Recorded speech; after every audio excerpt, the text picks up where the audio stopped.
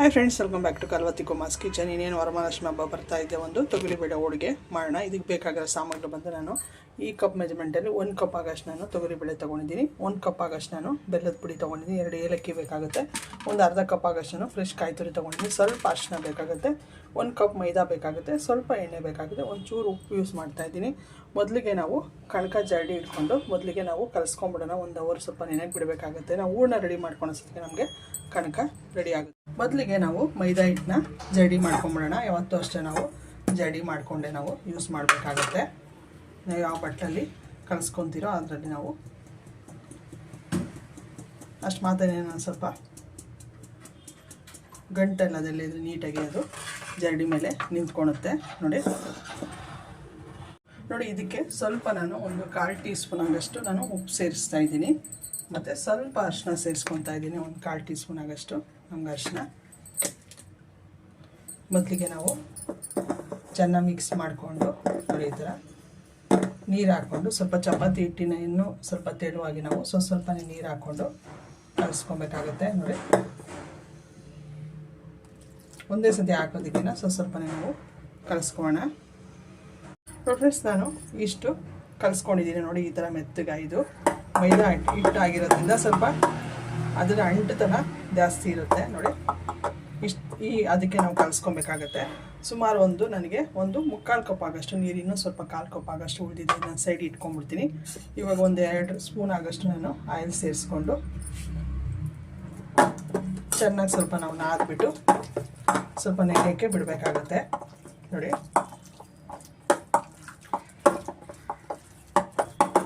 ತುಂಬ ಎಣ್ಣೆಯನ್ನು ಹಾಕೋದು ಬೇಡ. ಈಗ ಸ್ವಲ್ಪ ಒಂದು 2 ಸ್ಪೂನ್ ಆಗಷ್ಟು ನಾನು ಆಯಿಲ್ ಹಾಕ್ಕೊಂಡು ನೋಡಿ ಈ ಥರ ನಾನು ಕಲಸಿ ಇಡ್ತಾ ಇದ್ದೀನಿ. ನೋಡಿ, ಈ ಥರ ನೀಟಾಗಿ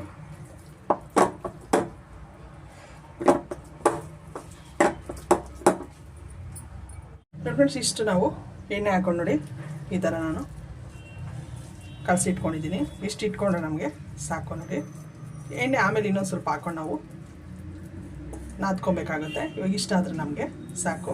ನಾವು ಹಿಂಗೆ ಎಳೆದ್ರೆ ಇದು ನಾರು ಬರಬೇಕು. ಇದು ಇನ್ನು ಈಗ ನಾವು ನೆನೆಗೆ ಇಟ್ಟಿದ್ದೀರಿ. ಇವಾಗ ಇದನ್ನು ತಟ್ಟೆ ಮುಚ್ಚಿಬಿಟ್ಟು ಅಟ್ಲೀಸ್ಟ್ ಒಂದು ಅವರ್ ಚೆನ್ನಾಗಿ ನೆಂದು ನಡೀತದೆ. ಒಂದು ½ ಅವರ್ ನಾವು ನೆನೆಗೆ ಬಿಟ್ರು ಓಕೆ, ತೊಂದರೆ ಇಲ್ಲ. ತಟ್ಟೆ ಮುಚ್ಚಿಬಿಡೋಣ.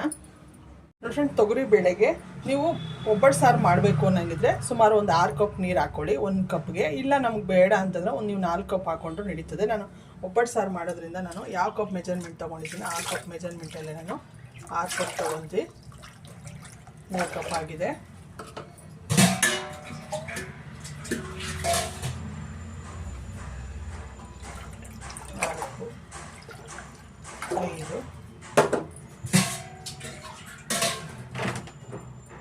ಆರು ಕಪ್ಪು ನೀರು ಹಾಕ್ಕೊಳ್ಳಿ. ನಾವು ಇವಾಗ ಕುದಿಯೋಕ್ಕೆ ಬಿಟ್ಬಿಡೋಣ.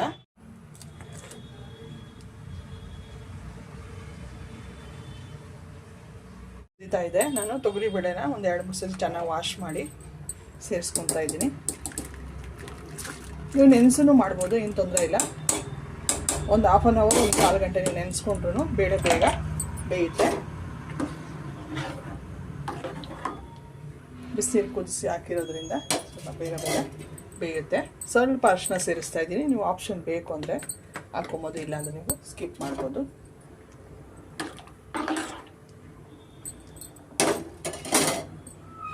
ಕುದೀತಾ ಇದೆ ನೋಡಿ. ಇದು ಎಕ್ಸಸ್ ಬರುತ್ತಲ್ಲ ಈ ಥರ ನೊರೆ, ಅದನ್ನು ಸ್ವಲ್ಪ ನಾವು ತೆಕ್ಕೊಂಬಿಡ್ಬೇಕಾಗುತ್ತೆ.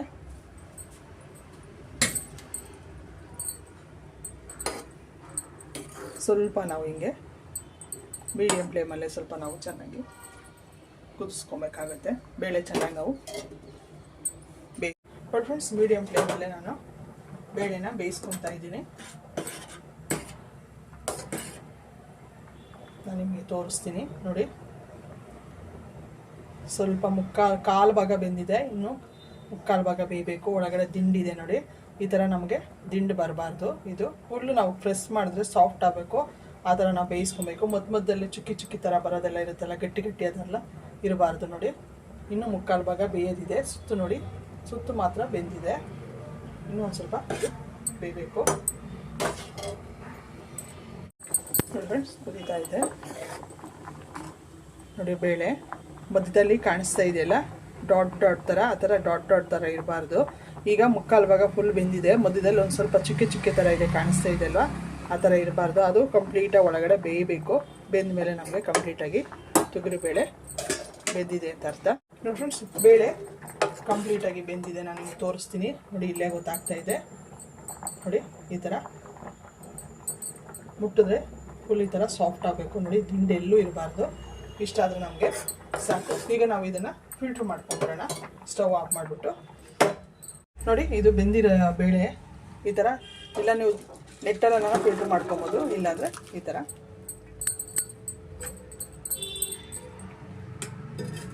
ನೀಟಾಗಿ ಸಾಫ್ಟಾಗಿ ನೋಡಿ ಈ ಥರ ಬೇಯಬೇಕು ನಮಗೆ ಬೇಳೆ. ಇಷ್ಟು ಬೆಂದಿದೆ. ಈ ನೀರಲ್ಲಿ ನಾವು ಒಬ್ಬಟ್ಟು ಸಾರು ಮಾಡ್ತೀರಿ, ಅದರಿಂದ ಸ್ವಲ್ಪ ನೀರು ಜಾಸ್ತಿ ಹಾಕೋದು ನಾನು ಹೇಳೋ ಪ್ರಕಾರ. ಇಲ್ಲ ಅಂದರೆ ನೀವು ಬೇಕಾದ್ರೆ 6 ಕಪ್, ನೀವು ಹೋಳಿಗೆ ಸಾರು ಮಾಡೋಂಗಿದ್ರೆ ಮಾತ್ರ 6 ಕಪ್ ನೀರು ತೊಗೊಳ್ಳಿ 1 ಕಪ್ಗೆ. ಇಲ್ಲಾಂದರೆ ನೀವು 4 ಕಪ್ಪಲ್ಲೇ ನೀವು ಆರಾಮಾಗಿ ಬೇಳೆ ಬೇಯಿಸ್ಕೊಬೋದು. ಅಷ್ಟರಲ್ಲಿ ನೀರು ಫಿಲ್ಟ್ರ್ ಆಗೋಸೋಕ್ಕೆ ನಾವು ಬೆಲ್ಲನ ಕರಗಿಸ್ಕೊಬೇಕಾಗತ್ತೆ. 1 ಕಪ್ಗೆ 1 ಕಪ್ ಬೆಲ್ಲ ತೊಗೊಂಡಿದ್ದೀನಿ. ಇದಕ್ಕೆ ನಾನು ಸುಮಾರು 1/4 ಕಪ್ ಆಗೋಷ್ಟು ನೀರು ಸೇರಿಸ್ಕೊತೀನಿ. ಸ್ವಲ್ಪ ಇದು ಕರಗಬೇಕಾಗುತ್ತೆ, ಕರಗಿಸ್ಕೊಂಬಿಡೋಣ ನೀಟಾಗಿ. ನೋಡಿ, ನೀರೆಲ್ಲ ನೀಟಾಗಿ ಫಿಲ್ಟ್ರ್ ಆಗಿದೆ ನೋಡಿ. ನಮ್ಗೆ ನೀರು ಸಿಕ್ಕಿದೆ ಒಬ್ಬಟ್ಟು ಸಾರಿಗೆ. ಇದನ್ನು ಒಂದು ಸೈಡ್ಗೆ ಇಟ್ಬಿಟ್ಟು ನಾವು ಯಾವುದರಲ್ಲಿ ಬೇಳೆ ಬೇಯಿಸ್ಕೊಂಡಿದ್ರೆ ಇದಕ್ಕೆ ಸೇರಿಸ್ಕೊಳ್ಳೋಣ. ಅದೇ ಬಟ್ಲಿಗೆ ಹಾಕ್ಕೊಂಡು ನಾವು ಬೆಲ್ಲ ಫಿಲ್ಟ್ರ್ ಮಾಡ್ಕೊಂಡು ನಾವು ಸ್ವಲ್ಪ ಕುದಿಸ್ಕೊಬೇಕಾಗತ್ತೆ.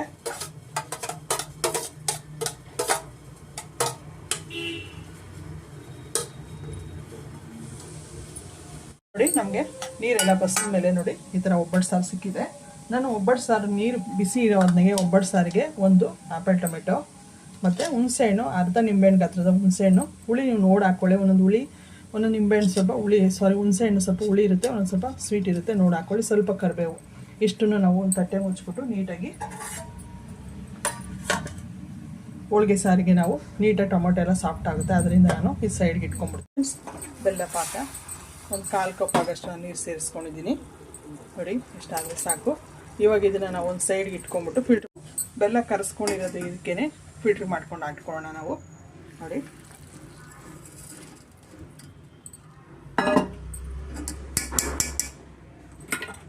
ಇವಾಗ ನಾವು ನೀಟಾಗಿ ಬಿಸಿ ಮಾಡ್ಕೊಬೇಕಾಗತ್ತೆ. 1-2 ಕುದಿ ಬಂದರೆ ನಮಗೆ ಸಾಕು.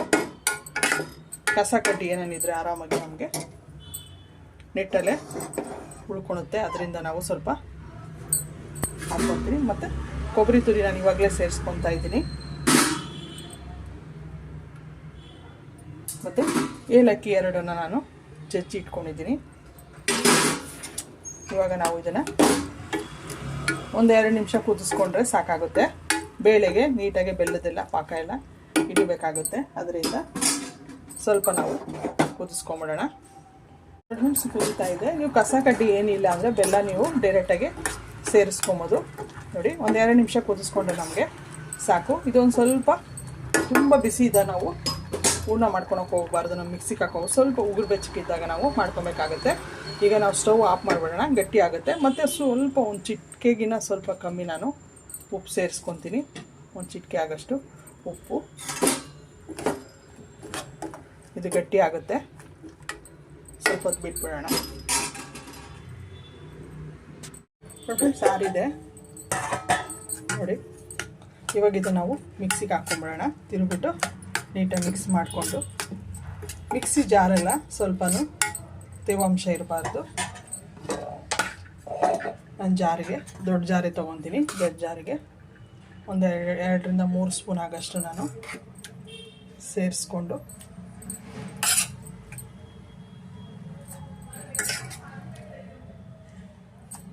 ಮಿಕ್ಸಿ ಮಾಡ್ಕೊತೀನಿ ನಾನು. ಈಗ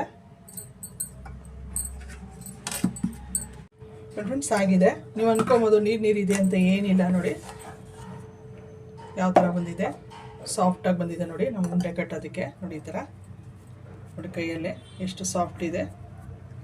ಇಷ್ಟು ಮಾಡಿಕೊಂಡ್ರೆ ಸಾಕು. ಇವಾಗ ನಾವು ಒಂದು ಪ್ಲೇಟ್ಗೆ ಅಥವಾ ಒಂದು ಬೌಲಿಗೆ ಹೂರ್ಣನ ಸೇರಿಸ್ಕೊಂಬೋಣ.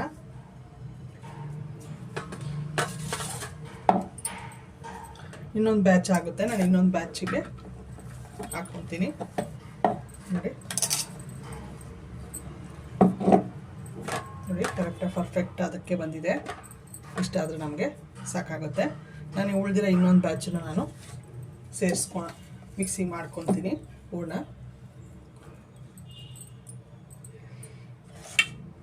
ನೋಡಿ ಫ್ರೆಂಡ್ಸ್, ಹೂರಣ ರೆಡಿಯಾಗಿದೆ. ನಾನು 2 ಬ್ಯಾಚ್ ಹಾಕ್ಕೊಂಡಿದ್ದೀನಿ. ಸ್ವಲ್ಪನೇ ಹಾಕ್ಕೊಂಡಿದ್ದೀನಿ. ನೋಡಿ ಈ ಥರ ಸಾಫ್ಟಾಗಿ ಬರಬೇಕಾಗತ್ತೆ. ನೀವು ಉಂಡೆ ಎಷ್ಟು ಬೇಕು ಅಷ್ಟು ನೋಡಿ ನೀವು ಉಂಡೆ ಹಾಕ್ಕೊಳ್ಳಿ. ನಿಮಗೆ ದೊಡ್ಡದು ಬೇಕಂದರೆ ದೊಡ್ಡದು ಉಂಡೆ ಮಾಡ್ಕೊಬೋದು. ನೀವು ಸಣ್ಣ ಬೇಕು ಅಂದರೆ ನೀವು ಸಣ್ಣ ಮಾಡ್ಕೊಳ್ಳಿ. ನಾನೊಂದು ಮೀಡಿಯಮಾಗಿ ಮಾಡ್ತಾಯಿದ್ದೀನಿ. ಮೊದಲಿಗೆ ನಾನು ಉಂಡೆಗಳು ಹಾಕ್ಕೊಂಬಿಡ್ತೀನಿ. ಒಂದೊಂದು ತೊಗರಿ ಬೇಳೆ ಹೂರಣ ಚೆನ್ನಾಗಿ ನಮಗೆ ಒದಗಿ ಬರುತ್ತೆ, ಒಂದೊಂದು ಬೇಳೆ ಒದಗೋದು ಬರಲ್ಲ. ನೋಡ್ಕೊಳ್ಳಿ ನಿಮ್ಮ ಸೈಜ್ ಯಾವ ಸೈಜಲ್ಲಿ ಬೇಕಾ ಉಂಡೆಗಳು ಹಾಕ್ಕೊಳ್ಳಿ.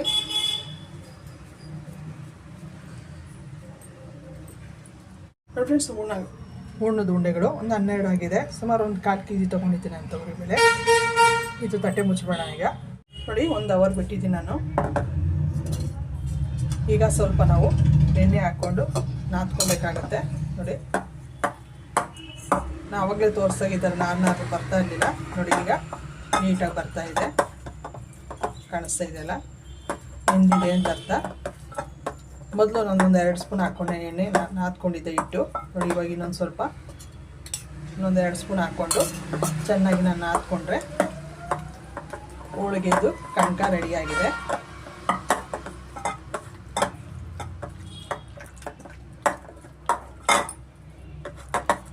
ಇಷ್ಟಾದರೂ ನಮಗೆ ನೋಡಿ ಹಿಂಗೆ ಹಿಡಿದ್ರೆ ನಮಗೆ ನಾರು ಥರ ಬರಬೇಕು.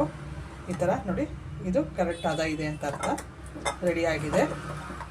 ಈಗ ನಾವು ಒಬ್ಬಟ್ಟು ತಟ್ಕೊಳ್ಳೋಣ.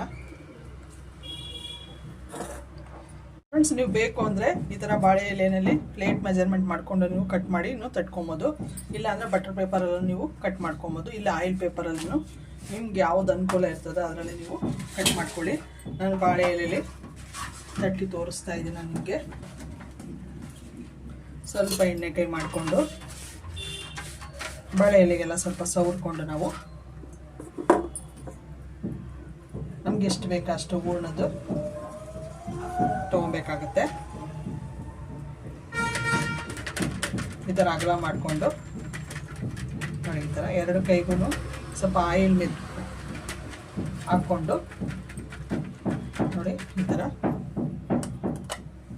ಹೂರ್ಣ ಇದೆಯಲ್ಲ ಅದು ಹೂರ್ಣನ ನಾನು ಫಿಲ್ ಮಾಡ್ತಾ ಇದ್ದೀನಿ. ನೋಡಿ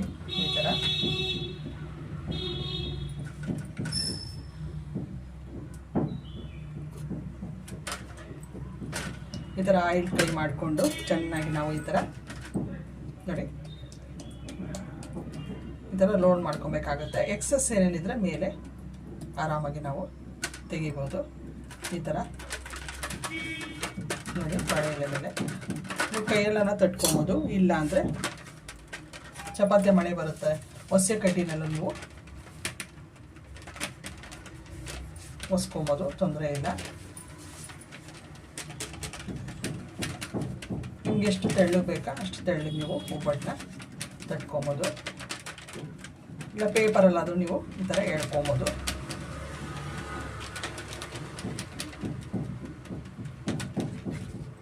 ನೋಡಿ ರೆಡಿಯಾಗಿದೆ.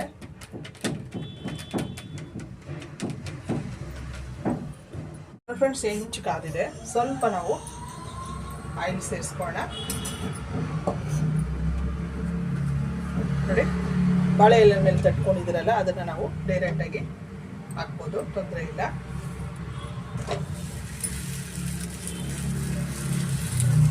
ನೋಡಿ ನೀಟಾಗಿ ಬರುತ್ತೆ ನಮಗೆ ಒಬ್ಬಟ್ಟು.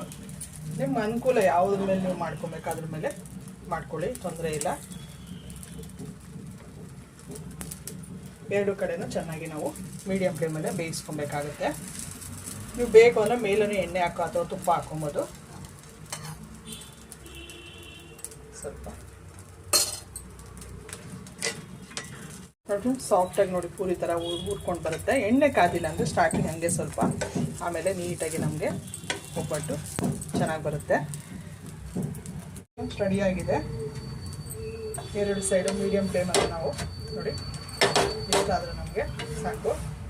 ಈಗ ಒಂದು ತಟ್ಟೆಗೆ ನಾವು ಸೇರಿಸ್ಕೊಂಬೋಣ. ನೋಡಿ ತೊಗರಿಬೇಳೆ ಹೋಳಿಗೆ ರೆಡಿಯಾಗಿದೆ. ತುಪ್ಪ ಅಥವಾ ಎಣ್ಣೆ ಜೊತೆ ನೀವು ಸರ್ವ್ ಮಾಡ್ಬೋದು. ಬಿಸಿ ಇದೆ. ನಾನು ಇರೋದೆಲ್ಲ ಸ್ವಲ್ಪ ನಾನು ಸುಟ್ಕೊತೀನಿ. ಫ್ರೆಂಡ್ಸ್ ತೊಗರಿಬೇಳೆ ಹೋಳಿಗೆ ರೆಡಿಯಾಗಿದೆ. ನಾನು ಮೀಡಿಯಮ್ಮು ಮಾಡಿದ್ದೀನಿ ಮತ್ತು ದೊಡ್ಡದು ಮಾಡಿದ್ದೀನಿ. ಇದು ಸ್ವಲ್ಪ ಚಿಕ್ಕದು ಮಾಡಿದ್ದೀನಿ ನೋಡಿ. ನಿಮ್ಗೆ ಯಾವ ಥರ ಬೇಕು ಆ ಥರ ಮಾಡಿಕೊಂಡು ತುಪ್ಪದ ಜೊತೆ ನೀವು ಸರ್ವ್ ಮಾಡ್ಕೊಳ್ಳಿ. ತುಂಬ ಚೆನ್ನಾಗಿರುತ್ತೆ. ನೀವು ಒಂದ್ಸತಿ ಟ್ರೈ ಮಾಡಿ ಹೇಗಿತ್ತು ಅಂತ ಕಮೆಂಟ್ ಮಾಡಿ ತಿಳಿಸಿ. ನಿಮ್ಗೆ ಇಷ್ಟ ಆದ ಲೈಕ್ ಮಾಡಿ, ಶೇರ್ ಮಾಡಿ, ಸಬ್ಸ್ಕ್ರೈಬ್ ಮಾಡಿ ಫ್ರೆಂಡ್ಸ್. ಸಿಂಪಲಾಗಿ ಈಸಿಯಾಗಿ ಒಂದು ತೊಗರಿಬೇಳೆ ಹೋಳಿಗೆ ವರಮಹಾಲಕ್ಷ್ಮಿ ಹಬ್ಬಕ್ಕೆ ರೆಡಿಯಾಗಿದೆ. Thank you.